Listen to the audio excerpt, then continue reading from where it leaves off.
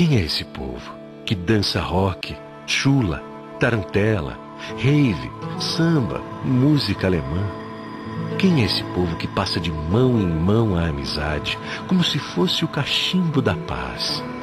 Quem é esse povo que fica em silêncio olhando o pampa imenso, mas que também levanta a voz quando precisa?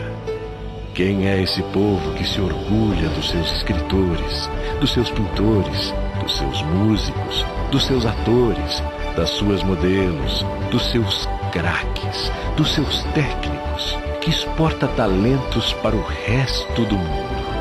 Quem é esse povo que ama tanto o lugar em que vive, que é capaz de gritar o seu amor aos quatro ventos? Agora nós sabemos. Gaúcha, conte comigo.